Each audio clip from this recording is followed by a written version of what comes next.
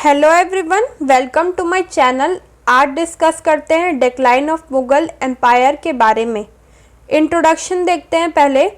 1526 में बाबर के सिंहासन पर बैठने के साथ शुरू हुआ महान मुगल्स का रूलिंग पीरियड, ग्रेट मुगल्स का पीरियड। 1707 में औरंगजेब की डेथ के साथ एंड हुआ। औरंगजेब की डेथ ने इंडियन हिस्ट्री में एक एरा के अंत को मार्क किया। जब औरंगजेब की डेथ हुई तब इंडिया में मुगल्स का एम्पायर सबसे बड़ा था, लेकिन फिर भी उसकी डेथ के लगभग 50 इयर्स के अंदर ही मुगल एम्पायर पूरा ख़त्म हो गया था। अब देखते हैं causes of the decline of the Mughal empire. First point है Aurangzeb's religious and Deccan policy.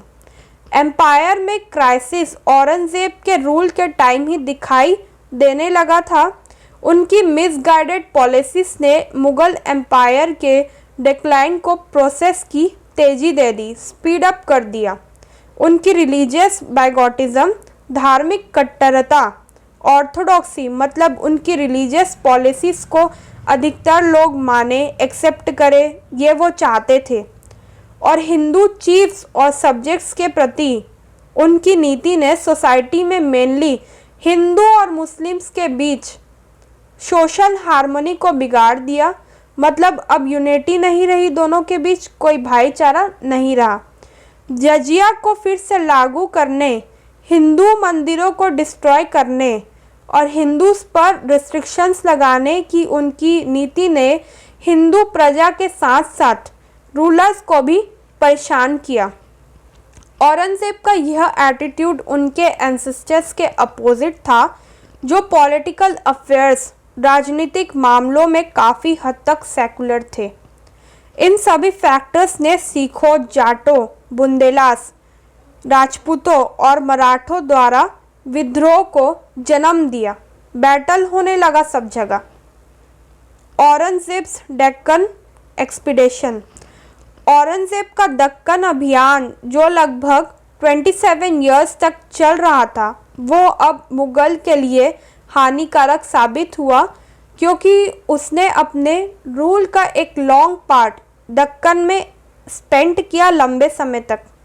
Resources और एनर्जी को दक्कन क्षेत्र में बहा दिया, लेकिन यह क्षेत्र एम्पायर के लिए फ्रूटफुल साबित नहीं हुआ। उससे कुछ बेनिफिट नहीं मिला, क्योंकि यह एक क्षेत्र था जिससे बहुत कम रेवेन्यू मिलता था। नॉर्थ से उनकी एब्सेंस ने दिल्ली और उसके आसपास के एरियाज में एडमिनिस्ट्रेशन के टूटने का कारण बना। नोबल्स ने भी उनकी एब्सेंस का फ़ायदा उठाया और शक्तिशाली बन गया। सेकंड पॉइंट है absence of A definite law of succession.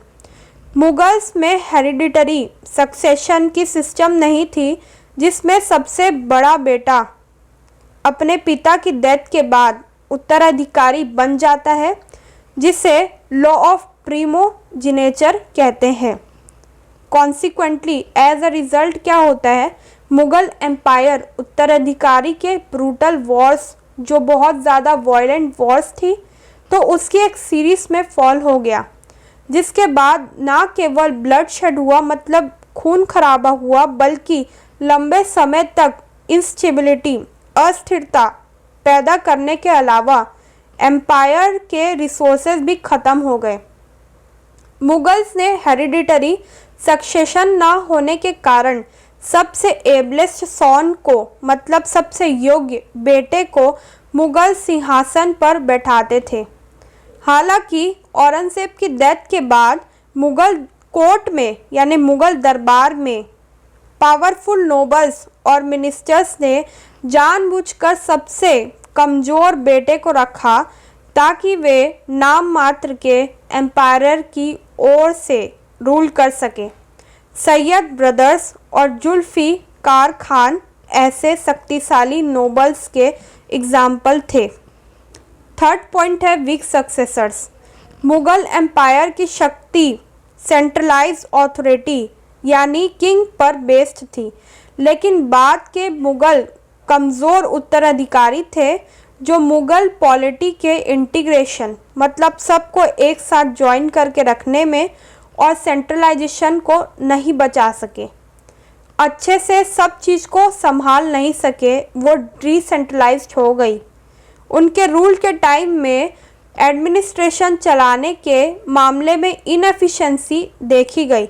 मतलब जितनी भी एडमिनिस्ट्रेशन में सब कुछ को संभालना होता है, जैसे लॉ एंड ऑर्डर, मिलिट्री, ये सब, तो उसमें केयरलेसनेस देखी गई। फोर्थ पॉइंट है D generation of nobility. Mughal दरबार के अंदर फैक्शनलिज्म मतलब वो कोड स्प्लिट हो गया था 2-3 से भी ज़्यादा ग्रुप्स में, जिसमें सबकी ओपिनियन अलग अलग थी और कॉन्स्पिरेसीज मीन्स साजिशें हुई जब नोबल शक्तिशाली हो गए वीक रूलर्स से।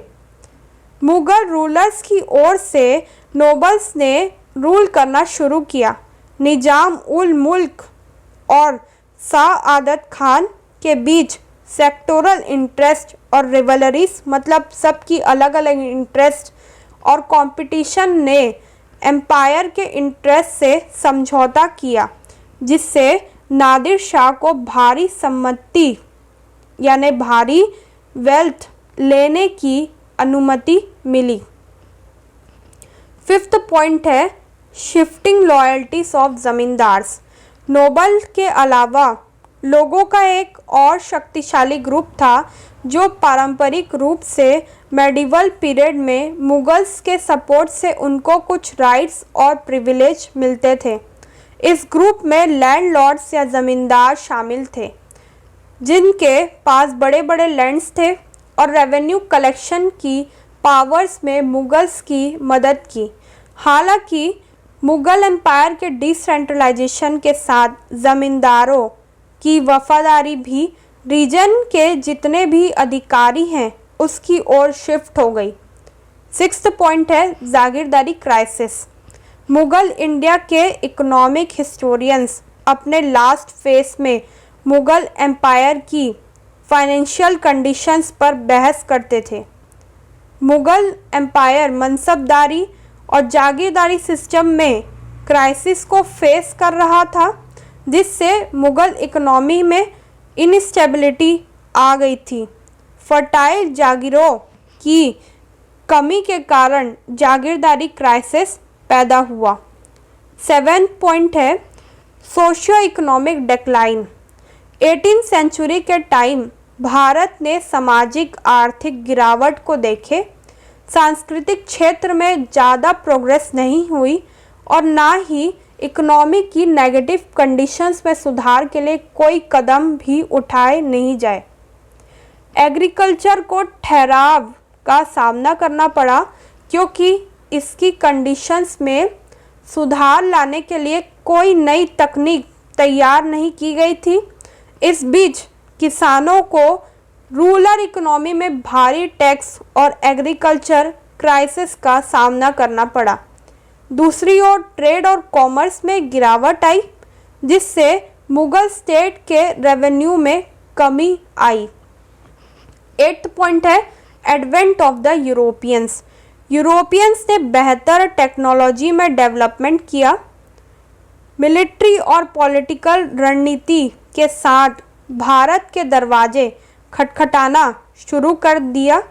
धीरे धीरे यूरोपियन ईस्ट इंडिया कंपनियों ने मुगल के अधिकार को कम करना शुरू कर दिया। उन्होंने भारत में डिसेंट्रलाइज्ड एम्पायर की सिचुएशन का पूरा तरीके से फ़ायदा उठाया। 9th पॉइंट है एमर्जेंस ऑफ रीजनल स्टेट्स। जबकि मुगल एम्पायर की पावर्स दिन ब दिन कम हो रही थी, कई रीजनल प्रिंसिपलिटीज़ क्षेत्रीय रियासतों ने अपनी इंडिपेंडेंस का दावा करना शुरू कर दिया।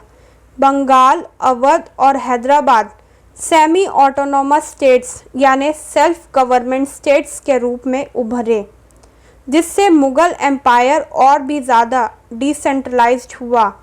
इस बीच मराठास और सिखों जैसे वॉरियर ग्रुप्स ने लंबे समय तक मुगल एम्पायर की स्थिरता के लिए बड़ा खतरा पैदा किया। अब इसका कंक्लूज़न देखते हैं। मराठों के अलावा कोई भी भारतीय शक्ति नहीं थी जो मुगल एम्पायर के डेक्लाइन से पैदा हुए पावर वैक्यूम को भर सके। हालांकि हाउएवर पानीपत की तीसरी लड़ाई में मराठों की हार ने उन्हें भारत में पैरामाउंट पावर, एक सुपीरियर पावर नहीं बनने दिया। इसने ब्रिटिश के लिए भारत में एक एम्पायर बनाने का एक रास्ता बना दिया। Thank you for watching. Please comment करके बताएं कि अगली वीडियो कौन सी टॉपिक पर चाहिए एंड प्लीज़ मेरे चैनल को सब्सक्राइब कर दीजिए।